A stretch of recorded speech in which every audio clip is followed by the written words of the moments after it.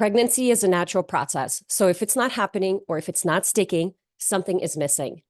After having a family member go through infertility and experiencing a miscarriage myself, I realized how little support and education women have around infertility.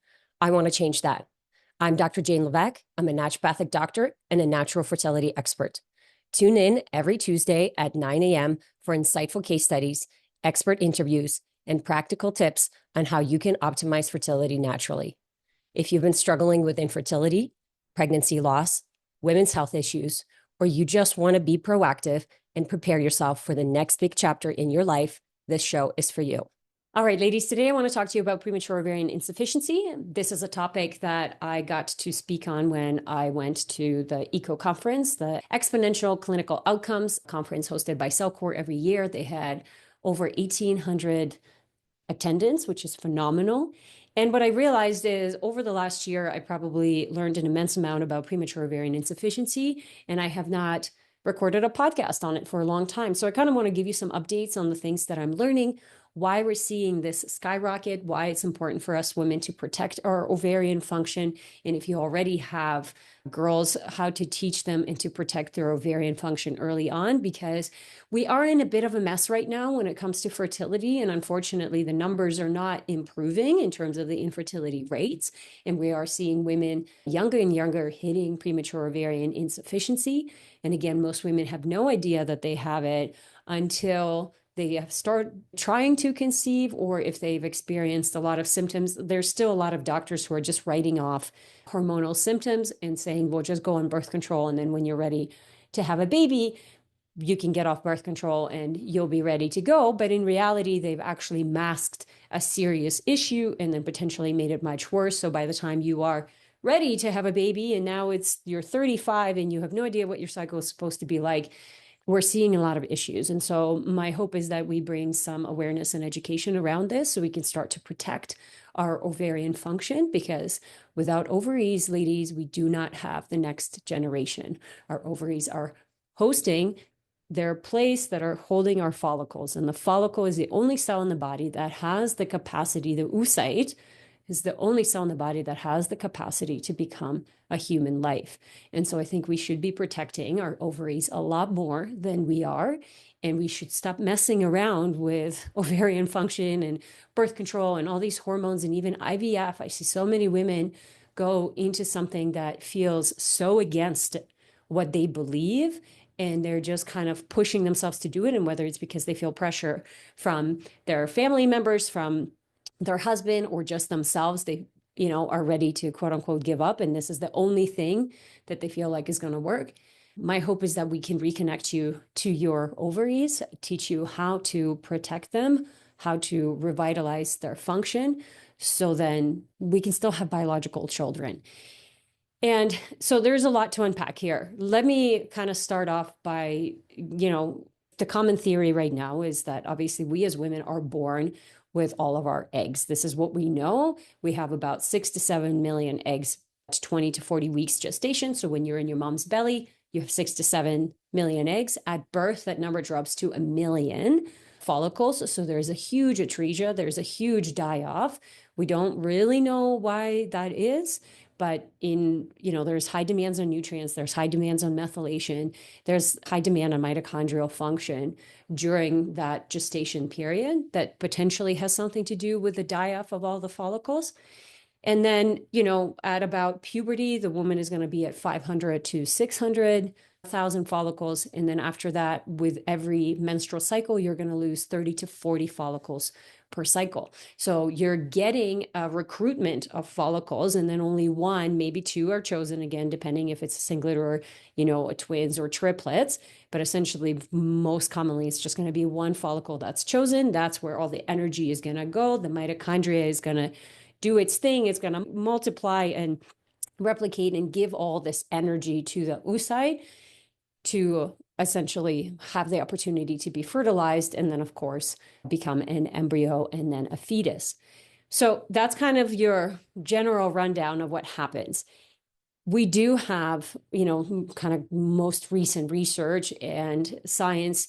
We do have some ovarian rejuvenation therapies that are coming out, and whether that's plasma-rich therapy or stem cell therapy, even ovarian transplantation, like there's some things that we are doing to see if we can produce new follicles.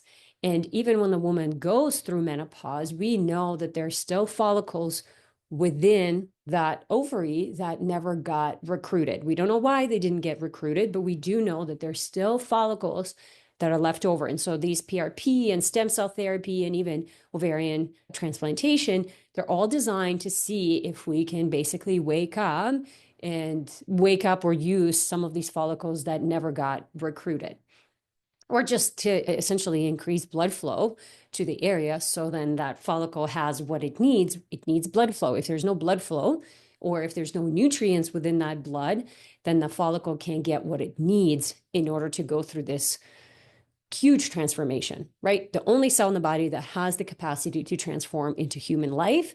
Just to think about from the physical standpoint of what that cell has to be able to do and the function within that cell and how important it is for those nutrients and the methylation and the blood flow to be there. And then I will touch upon the energetics of it and the spiritual component of ovarian function and what I'm seeing in practice and just in general. So this is kind of the general, we're born with our eggs, we lose them. And so what is happening in premature ovarian insufficiency is essentially a woman is losing, it was born with less eggs than the average person. She's losing the eggs too quickly, so that atresia is happening very, very fast. It's not 30 or 40, it's maybe 100 to 200 to 500 follicles a month that are being lost, or the connection between the brain and the ovaries isn't there. And so essentially the follicle is just not responding to the brain signals because ovulation does start in the brain. So for any of those reasons, you can be essentially diagnosed with premature ovarian insufficiency. And I will go ahead and say, like, if you have diminished ovarian reserve, I don't want to say it is exactly the same thing, but the quality and the quantity of the egg is down. And so premature ovarian insufficiency is just you don't have those eggs there. Diminished ovarian reserve, you don't really have those eggs there. But if you're older, if you're over 35, they just tend to say it's diminished ovarian reserve, versus when you're younger, under 35, they tend to just say you have premature ovarian insufficiency. But to me, it's the same thing. We don't have the eggs that we need. We don't know the quality of them. They're not responding as much, all the same story. So when we are approaching this, the first thing to understand, I do think that premature ovarian insufficiency is a genetic disorder because the quality of the egg is highly dependent on the health of the mother and the health of the grandmother when she was pregnant with your mom, and then the health of your mom when she was pregnant with you. Because if you think about a baby and when the ovaries are developed for the baby, it's the grandma is pregnant and the baby has the ovaries, and the ovaries are hosting the cells that will then become her grandchild. So there is a tri-generational effect, and there's even studies showing the quad generational effect, because let's be honest, we pass on our genes and we pass on our nutrients and our energy and our vitality, and we also pass on our toxic load. And so there's so much research about this coming out now, whether it's heavy metals or pesticides like glyphosate, atrazine, or mold, any industrial toxins, your phthalates, your plastics, your BPAs, like we're just surrounded by this soup of toxins, if you will, that it absolutely is passed down to the next generation, and it is essentially becoming part of our cells. Like we see microplastics that is literally in the brain cells, in the ovaries, in the testes. It's everywhere, and it is absolutely impacting the function of our ovaries, of the men's testes, and just of our ability to essentially reproduce. So we have a little bit of work to do, and by a little bit, I mean a lot. And I will talk about the mitochondria that gets passed on. Okay, so the function of the mitochondria is probably the single most important thing when it comes down to the function of the egg. So if you're working with a practitioner and they're never talking about mitochondrial function to you, or it's very superficial, just take some CoQ10 and take these vitamins, and this is what's going to support your mitochondria, they're missing a very critical component.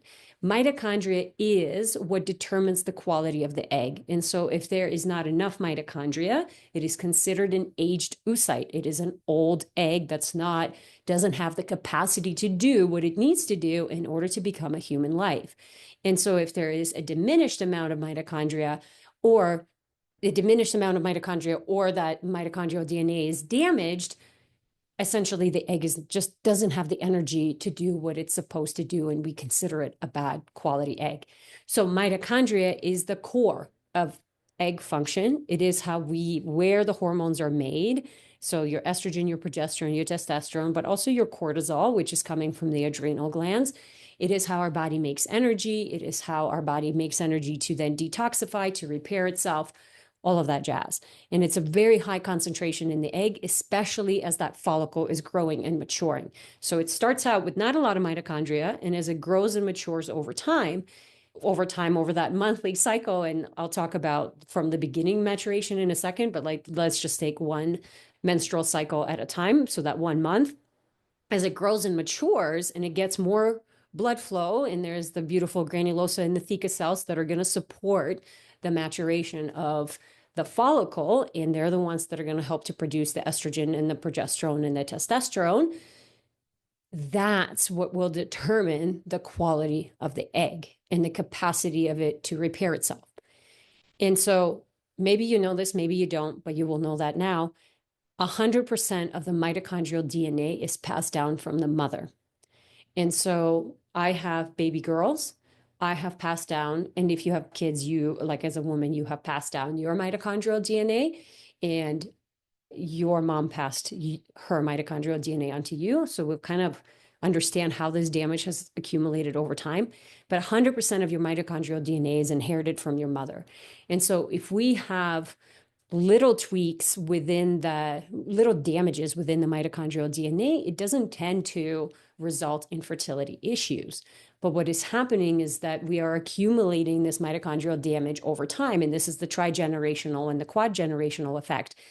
You're accumulating this damage over time.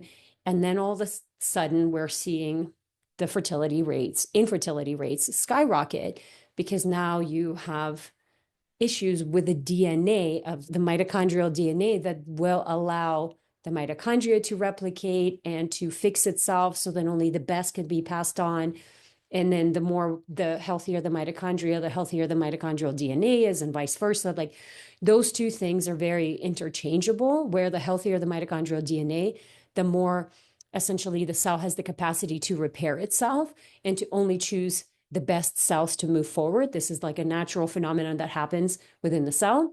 Mitochondrial bottleneck, it's called. Before it goes on to replicate, the body kind of like shrinks everything down, picks the best guys, picks the best mitochondria, and then it amplifies itself. And that's when, by the time it gets to be a mature egg, a mature follicle, that one is growing to 20, 25, 28 millimeters, it is filled with mitochondria, and it is the only cell in the body with the highest amount of mitochondria, okay, because of the capacity of the transformation. I hope I have drilled that down. There's so much transformation that has to happen. Remember, it's a cell that accepts a sperm and then becomes into a human. It's wild. It's wild what the body is capable of doing.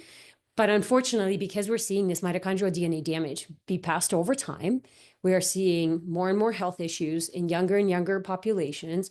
And now we're at a point where infertility is a really big struggle, because essentially there's too much mitochondrial DNA that has been passed down.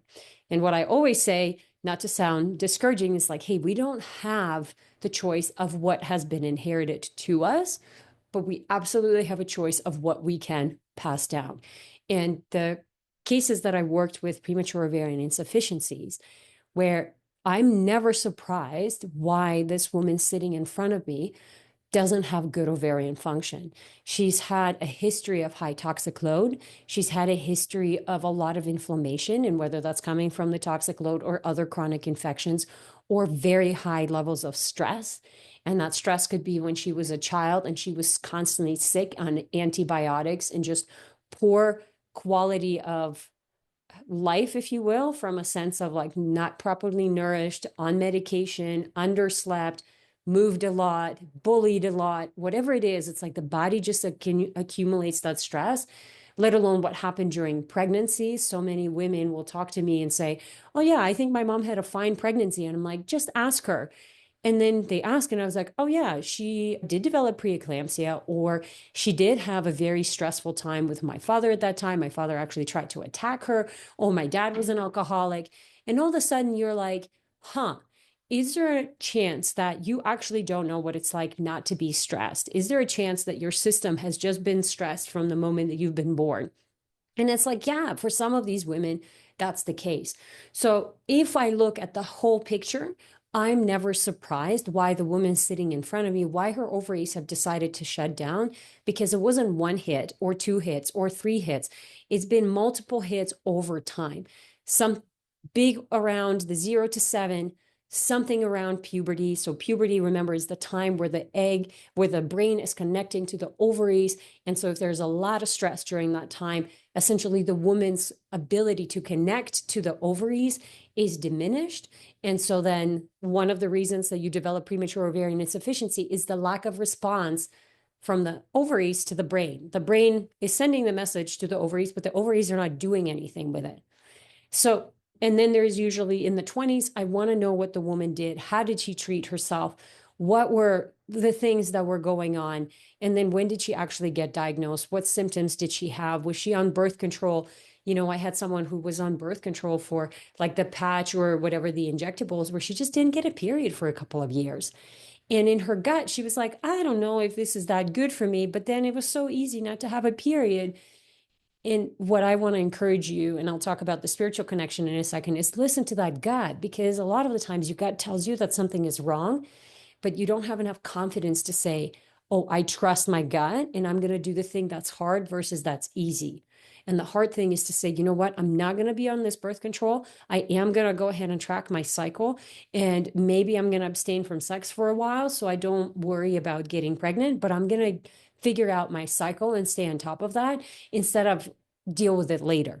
The dealing with it later is just, unfortunately, I think is not, I don't think anybody should do that, but like we're just in a state with fertility and health that you don't, if you continue to push it off later and later, later doesn't actually come as late as you think. I see men who have, they're in their mid 20s and they'll have levels of triglycerides and just cholesterol and blood sugar dysregulation of that of a 50-year-old. And so you think your heart attack maybe will come when you're 60, where it's like, no, man, you keep going this way. In the next 5 years, you'll have a heart attack. So I think it's the same for women, where women just don't realize. One of my patients that I'm thinking about, she had night sweats. She had difficulty sleeping and hard time putting on weight. And she's had a high toxic load before. And I'm like, you've had night sweats for 2 years and people told you it's nothing. It's like, that's literally menopause. Like you're literally in menopause and people were just brushing her off. So I want you to be aware of all the symptoms and I want you to learn how to protect your ovarian function. And I realize this is probably another podcast because I can talk about this for forever. But point being is, when I look at the whole history, I'm never surprised that the woman sitting in front of me is struggling with premature ovarian insufficiency or diminished ovarian reserve.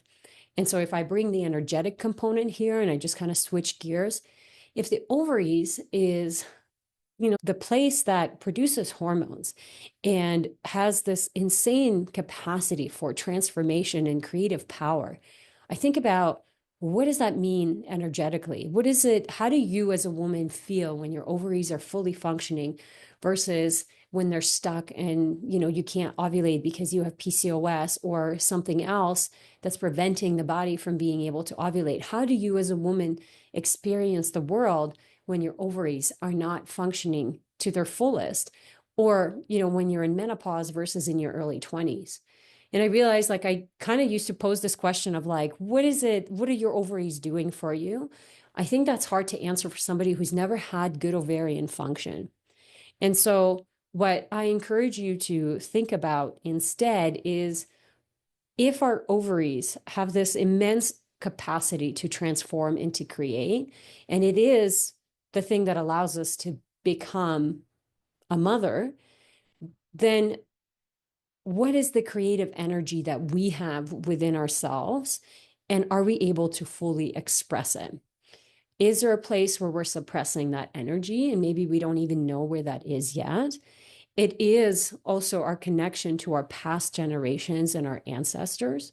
And so this is why a lot of the time infertility is very triggering, because it brings up a lot of trauma for us. And it can cause trauma too. But I do find it brings up a lot of trauma from just past generations because we are connected through our ovaries. And remember that babies, the egg, the future baby, when my grandma was pregnant with my mom, she was holding the eggs that became myself and my sister, which is just crazy to think about. And so there's a really big connection to our ancestors. There is a big connection to the source. We are creators, ladies. We have the capacity to make human beings. It's crazy. I think about that all the time. And so the ovaries to me are this really vital organ that unfortunately I think is really misunderstood. And maybe we place a lot of expectation that our body's just going to be able to do what it's designed to do, because the ovaries are designed to do that. We as women are designed to have babies, but we are not designed to live the way that we have been living for the last 50 years. And there's some big drastic changes that we've noticed, especially in the last 10 years, and this accumulation of toxins and the screen time and the lack of movement and the poor quality food and all the toxins in our food and in our water and in our dishwashers and in our clothing and everywhere. And it's overwhelming, but essentially, unless we open up our eyes and say, hey, I need to learn how to protect my ovaries, because these are vital organs and they're the first ones to age. Our ovaries are one of the first organs to age, and they're the most sensitive to oxidative damage. And so when I meet a woman who's highly inflamed and has a lot of toxic burden and high stress, I know that her ovaries are not doing what they can be doing, or what they should be doing, because the body has other priorities.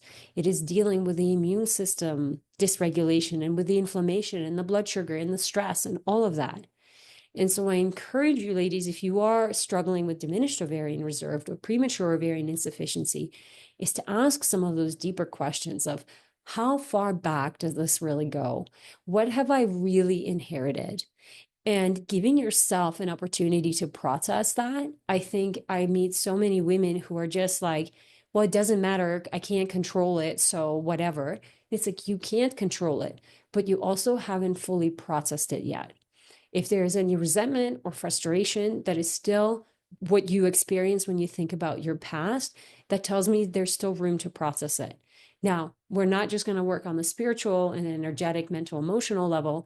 We need to look at the physical level and what does the body need to turn on those ovaries. And this is where some really good testing comes into play, so we can see what is the oxidative damage stress that your body is dealing with, where is the inflammation coming from for your body, and how can we support that ovarian function. And I find there's the supplements, there's the biohacks, there's also the spiritual work, but then there's also a lot of physical work where you're getting some visceral massage, or you're learning how to do it yourself, and you're connecting with your ovaries, you're connecting with yourself, you're connecting with your partner to help release some of these amazing hormones like oxytocin and prolactin that help you feel safe and essentially regulate your nervous system. If you have a misalignment with your partner, or you don't feel super connected with him, that's probably a stress that you're carrying that's not helping the situation. So there's so many different components on how we can address this and how I address it.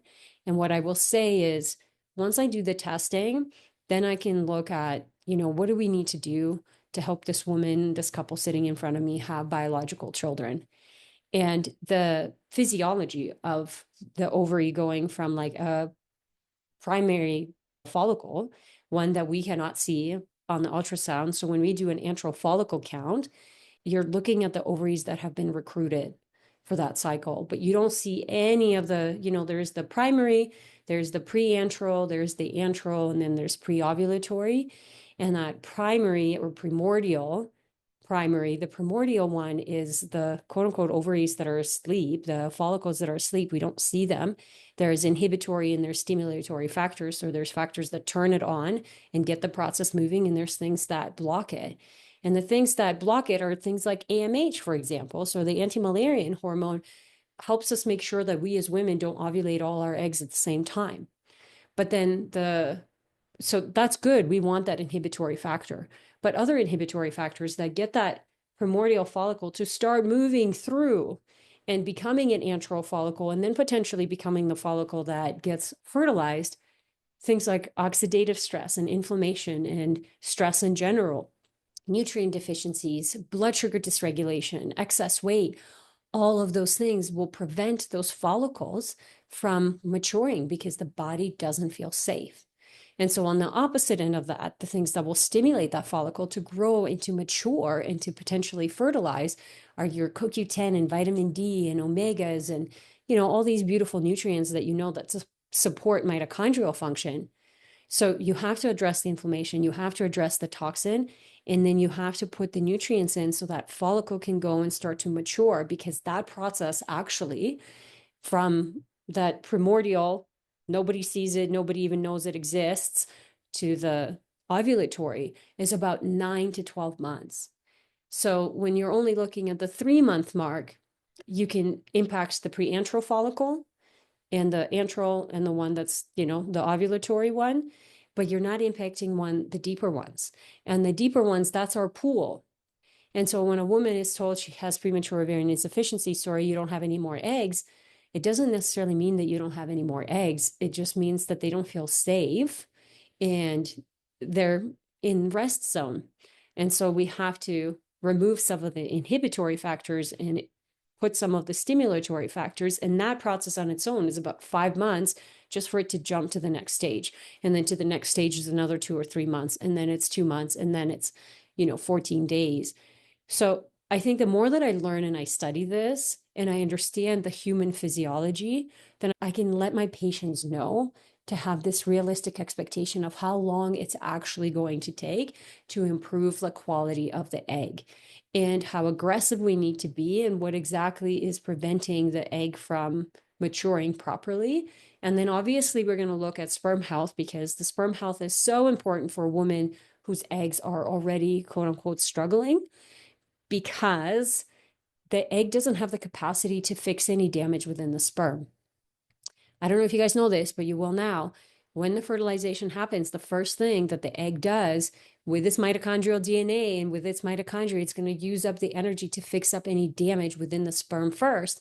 So then that fertilization can kick in and you can, go into the blastocysts and the embryo and all that jazz.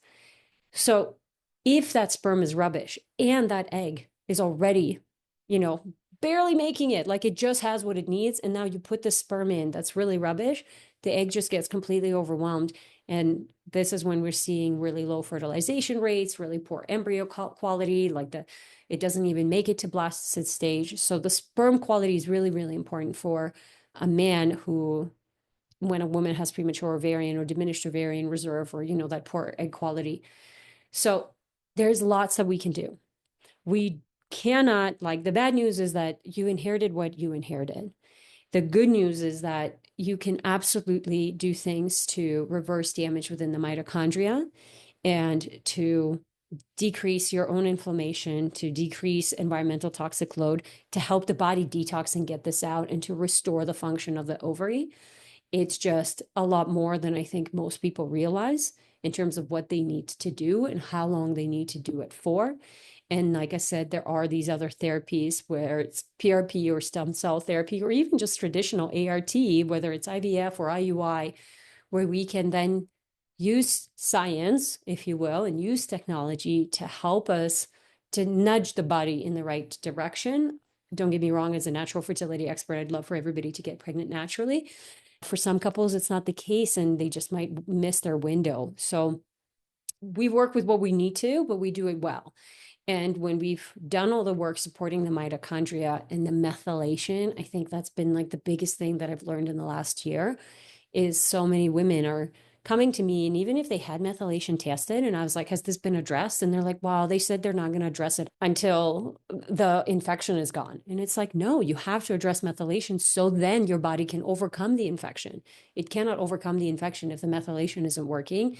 And methylation is like how our body repairs DNA, not just regular DNA, but mitochondrial DNA. So when I'm talking about DNA damage that's passed on from our mother, like, well, how do we reverse it? Well, we fix methylation and we understand why that methylation was out of whack in the first place, which is usually the environmental toxic load, which is usually infections, blood sugar dysregulation, all the stress that needs to be addressed while we're supporting methylation. So I'm very excited about this time in a sense that I think we have an opportunity to reverse some really big things. And I'm very passionate about building generational health.